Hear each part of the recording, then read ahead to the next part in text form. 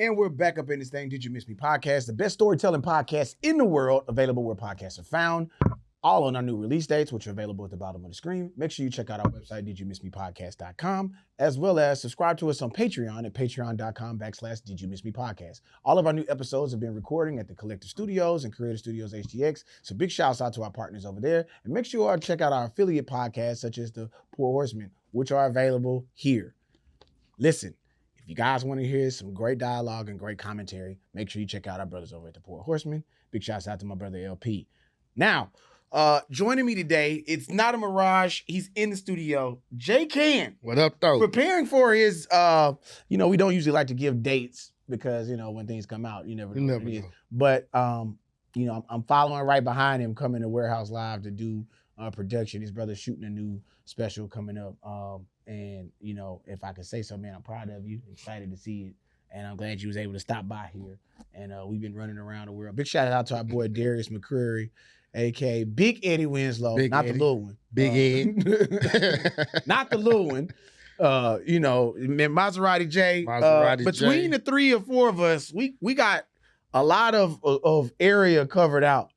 Like, J Cann is one of the few brothers that I can tell you, like my next guest that's going to be on Seal, to where he got stories with me, not just in Houston, but in LA and the streets and shit. They got to be explained. I don't even know where should we start. Should we start off the night? Yeah, you my big brother, so it's like you my big brother.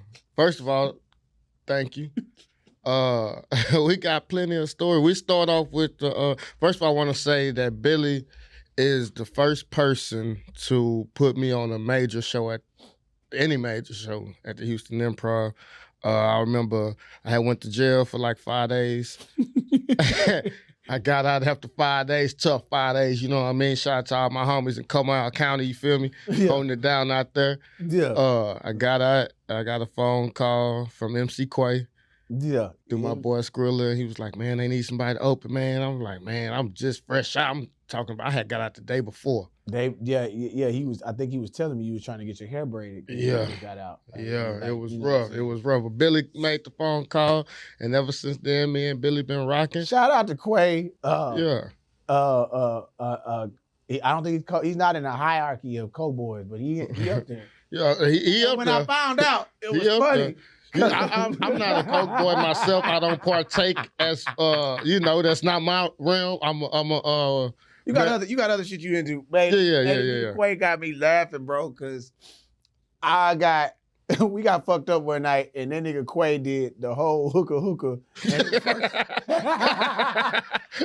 and his first album in concert with me and three bitches with their shirt off in the room. No Diddy. Again, no Diddy. That.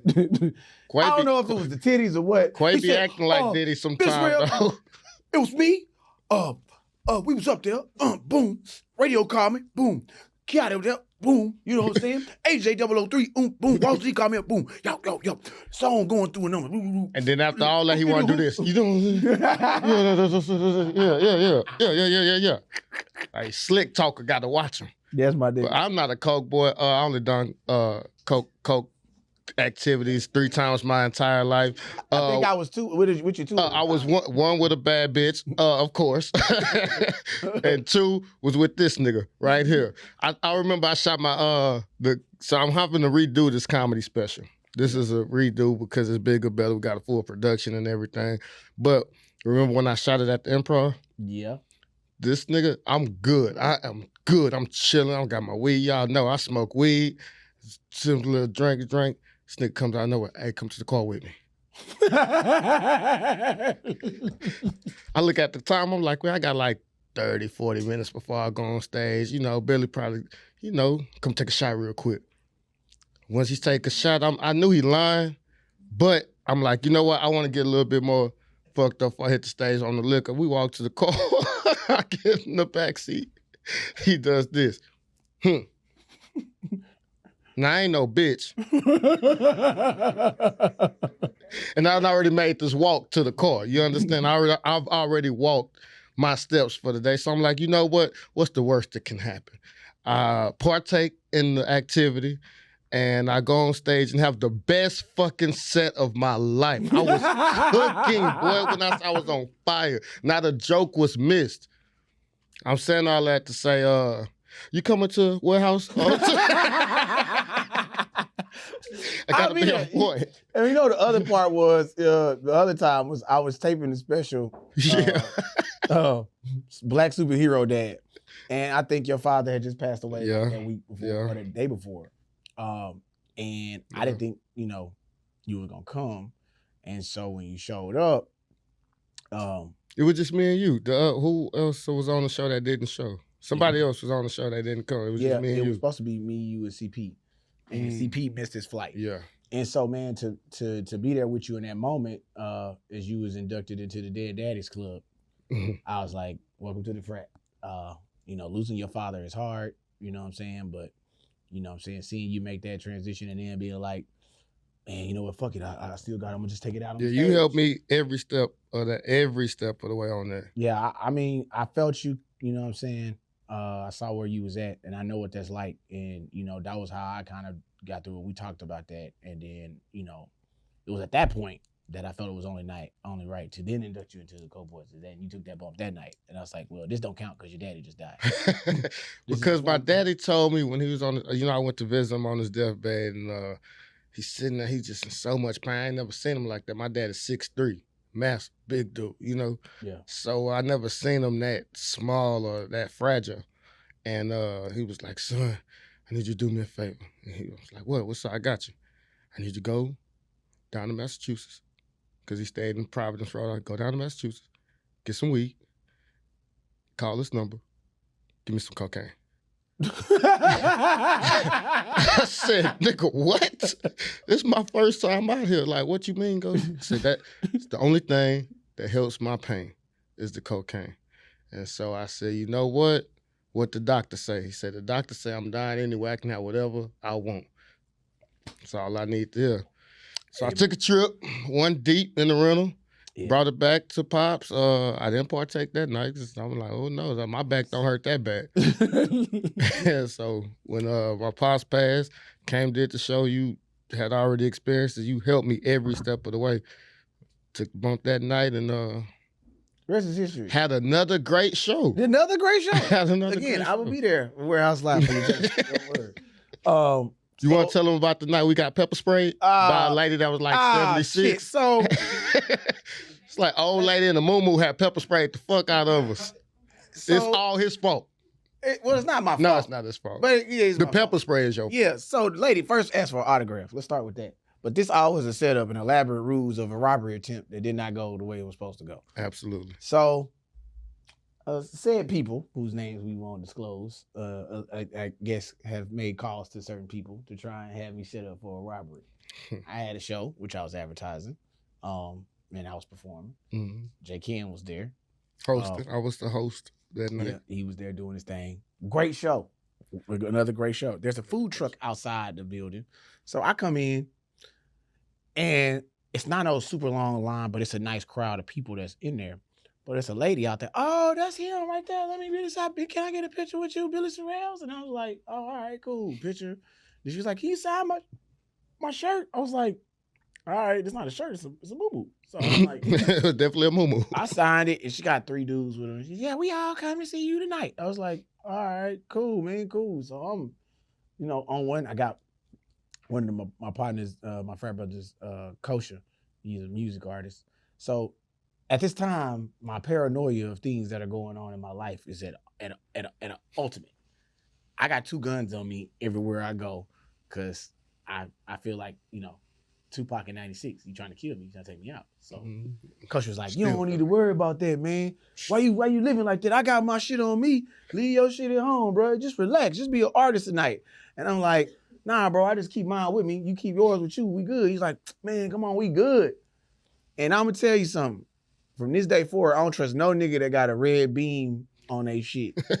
Because you ain't either that good of a marksman or you ain't finna shoot this hoe at all. But we'll digress. It's all for look. So I leave my pistol at the crib, both of them. And so I go do the show. Get off stage. You know what I'm saying? Everything cool. I'm starving.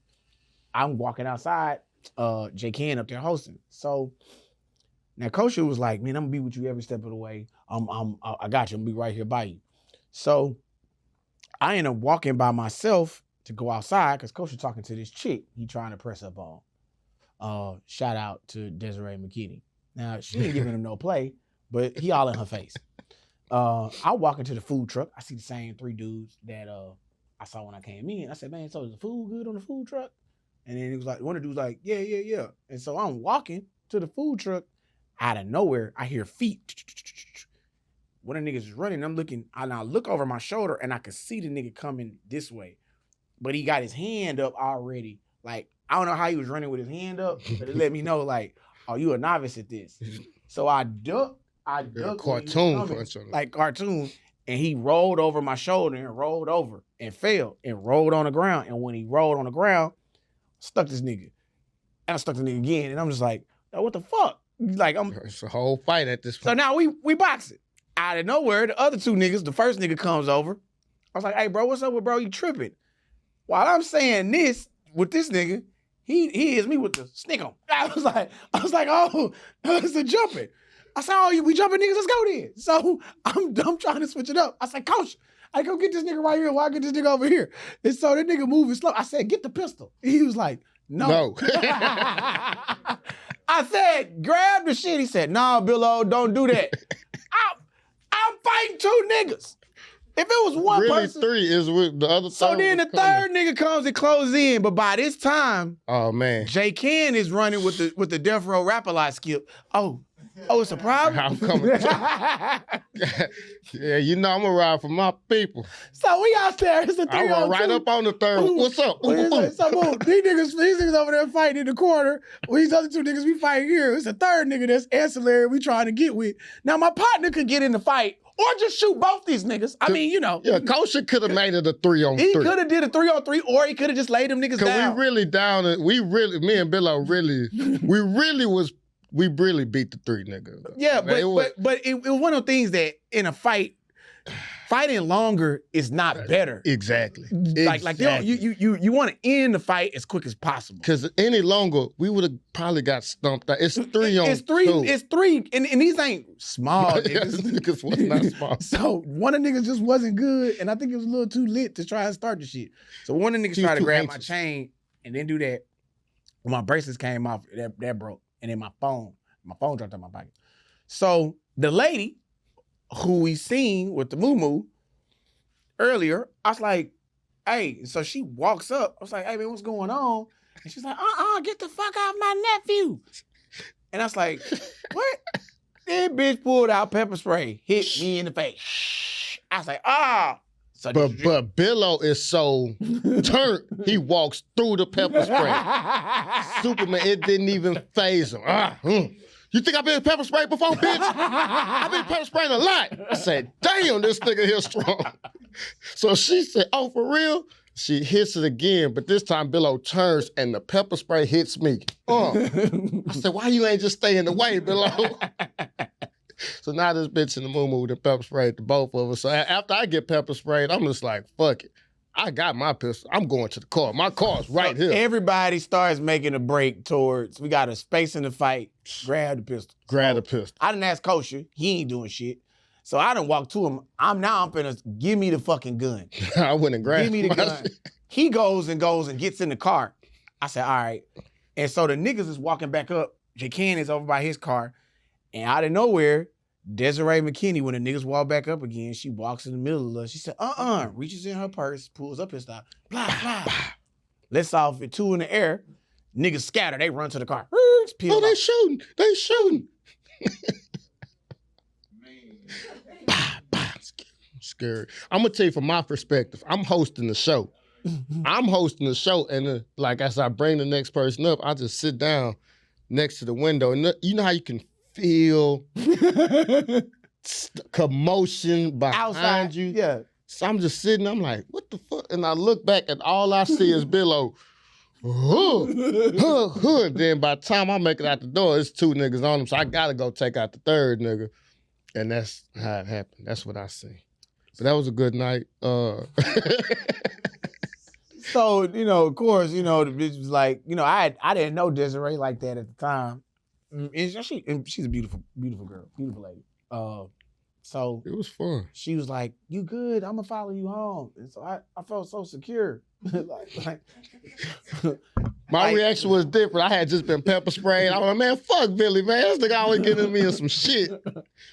But I did call you good? Man, I'm good. Them bitch ass niggas, man. I said, your pepper spraying body. Yeah, it's starting to fuck with me now. Yeah, I was on a high, and that pepper spray got me. It got me. So we ended up going back to the manor. Desiree came over. We listened to some of her music, talk, laugh, and shit. I told Costa he was banned from coming over.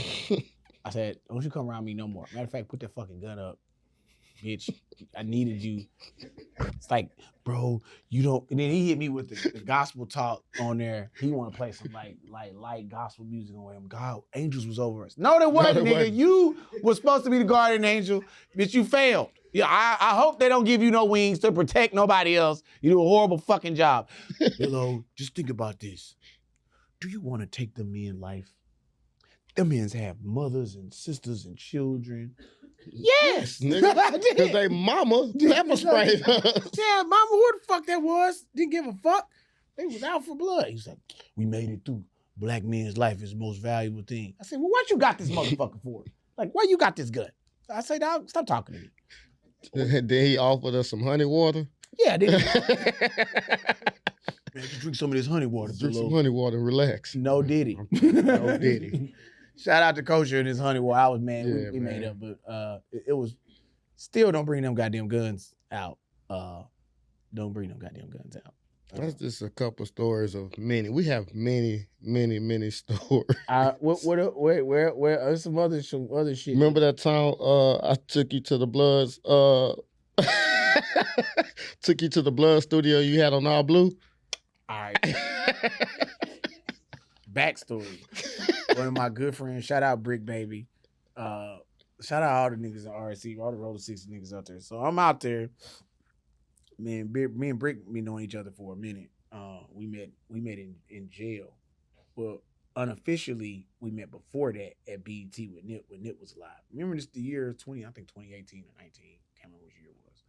BET Awards, Nip slapped him on the red carpet. Literally, I was interviewing Nip on the carpet with BET, and he was like, "Is that the nigga over there?" And then nigga just left from the interview, walked off the carpet, slapped the nigga. And so Brick and them was out there during that time. We met. And because he seen it, and they had a party afterwards. We went to the party, and then a few months later, we did the Dream Cruise. DJ Khaled had his Dream Cruise where, A$AP Rocky, Migos, RP Takeoff.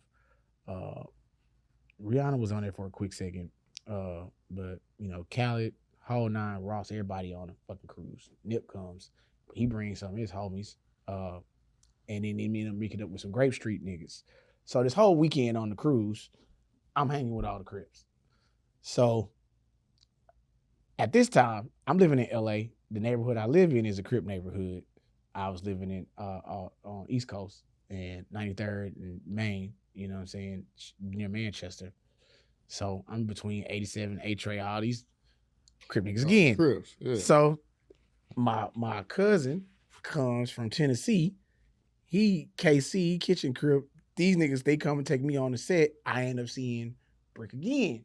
So then the third time I see Brick, we in the county jail.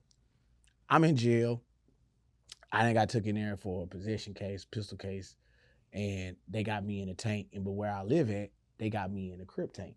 They was like, you affiliated, you in this neighborhood, that's where they put me at. So all these Crip niggas is like, cuz, so where you from, homie? Nigga, I'm in the tank. I'm like, nah, they're from Texas. And he was like, but when I got arrested, I had my Houston Astros hat on. Mm-hmm. Why would they do that? You dumbass niggas put me with, let's say I was Hoover, why would you put me in a full Crip tank?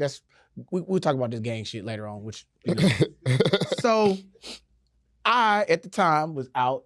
I seen Brick in LA. Brick was like, pull up. Of course, I want to be, appropriate colors. So I had my blue on, and I at this time, so full of the Crip activity, I'm like, I'm about to be grad chapter around this. So I got grad chapter crew. I'm waiting. I'm thinking. He said, I'm taking you on the set. You gonna meet the homies real quick. So I'm thinking, okay, I might get jumped in. Let me go and have my shit together. I got all my shit straightened out. No jump in. I was like, okay, no, not today. All right. Every nigga walking up. He's like, why don't you be a homeboy over there? I was like, what's up? And so everything I'm thinking is like, oh, this is where they finna jump me in. That's why he called me to come on the set. No jump in happened. Niggas start dabbing me up, telling me about I'm a good father and shit. I'm like, I thought this was the jump in. It's not. Okay. So I need to put my shit. So I'm all blued out. Unbeknownst, I talked to J Cann, and he was like, man, pull up at the studio. I got all this blue on. I mean, everybody in this everybody bitch. know who, like, everybody know what I do, you know what I mean? So I'm out in LA. I'm not thinking about this when I pull up on this nigga. I'm with Bumpton Menace, man. If y'all know OG Two-Tone from Straight Outta Compton, you know, Menace is Menace is a good dude. Good dude. One of my best friends in life. I got a crazy story about Menace. You know, I went to this man's baby shower, and his wife or fiance is Muslim. So at the baby shower, you got all the real Muslim, like the whole nine, the dress, the fathers wearing sandals and linen, all of them on one side, and you got all the Pyru niggas on the other side of the baby shower. Tyler Perry presents a Pyru baby shower. The story of two sides. Yeah, well, I'm saying that's one of my close friends. So of course, when I'm in LA, I'm at the studio with him, and you know, I don't know why, but I don't know how this happened, but when I talked to you, it was just me and him now. Yeah. It was just me and him and Mouse. And when I talked to you, the engineer wasn't gonna show, so man, we need somebody to work the tools. Work Pro Tools, which I knew how to do. Which I know Billy know how to do. I know Billy in town. We had just went and did Craig Smith's show. Yeah. You know, so hey, Billo, you know how to do the Pro Tools? Yeah, pull up. So I'm just thinking it's gonna be us. By the time Billy makes that, it's like 15 Pyru niggas been pulled up in this time. Everybody just happened to stop by this tink. Everybody pull up, bro. I'm like, damn, I got Billy coming, but you know, it's Billo, you know what I'm saying? I'm not thinking, because I hadn't seen Billy that day, I'm not thinking that's what he got on. This man pulls up with a blue Crenshaw jersey with 6-0 on the back. I'm like, damn, bro. So everybody, when I walk Billy up to the studio, everybody looking at me like, "Sup, blood?"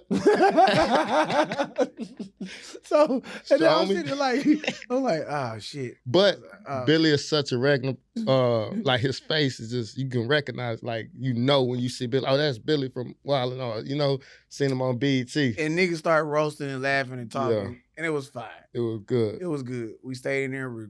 Plus Menace had told one of them niggas, like, man, he a comedian nigga. He's like, he was looking at, I'm sitting on the side, looking at Billy like, hey, what them LA niggas get to analyze this?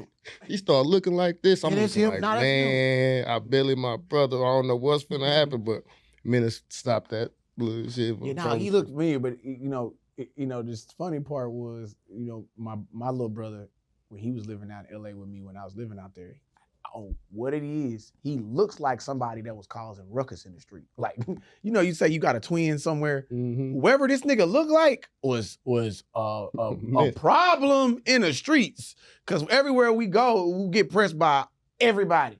Hey, yeah, that's him. Good. That's him right there. I'm like, it's not just Bloods. It's also Crip niggas don't like you either. Like, are we starting to figure out this nigga might be been Hoover or something or so, I don't know what gang he in. But he was causing problems because my brother looks like him, but he ain't know nobody. So yeah, we laugh like a motherfucker. The crazy part about it is, speaking of that night and that day, the other day, I was recently downtown. We had just left from coming over here.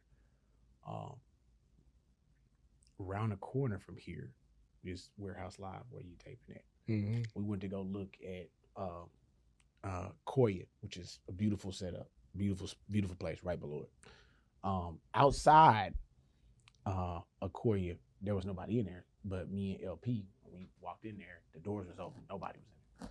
So after we left the other day, I rolled back by there again to look at the space again. I walk in, Russian dude, light stubble, sitting there, at a table in the middle of the daytime. There's no lights on, with a whole bottle of vodka. Just sitting there drinking. There's a light piano solo playing in the background. And I didn't see the dude when I first walked in there, because the last time we walked in, nobody was in. We walked right in. Doors open, everything. Walked in there. So I'm looking around the space, and I can hear I hear motion in the corner, but it's no light over there. And I can see like a light flicker from behind him of like, it looked like a candle, but it's not a candle. It's like a fake candle, but it's inside of like a scone, like that's on the wall. Yeah. The artistry in the place is like beautiful. So the guy sitting there says, "What do you want?" And I was like, "What? What do you want? Drink?" And I'm like, "Nah, man, I'm kind of talk to the manager about, doing a show of it." I don't know if you understand when a grown up makes a sound effect to the respond. I said, "Doing a show." He says, Like, he ain't fucking with me. Like that's what I felt like. I felt like what if you would have said, "I've been expecting you"? So he was sitting there drinking, and I'm like, man, it's no ice on this vodka. It's nothing about him. It's cup.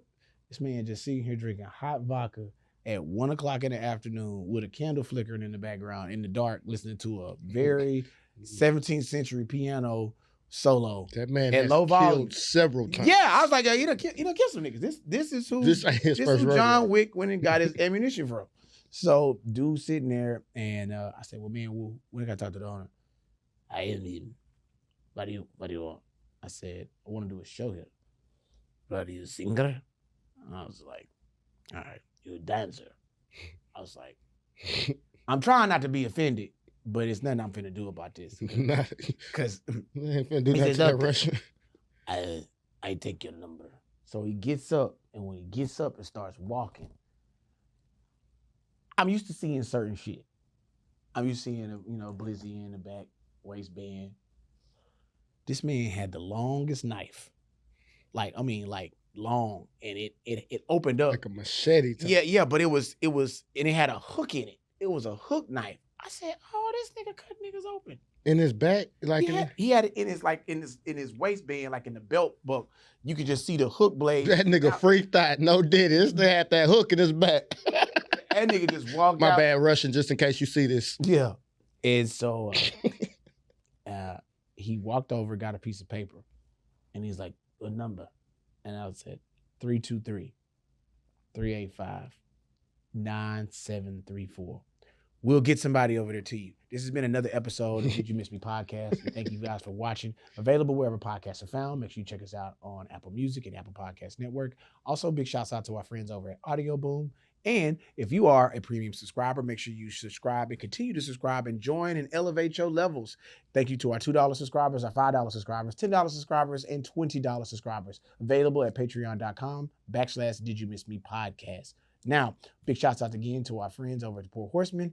Thank you, our affiliate podcast network, for helping us out here, Creator Studios. We love you. Until next time, we'll see you.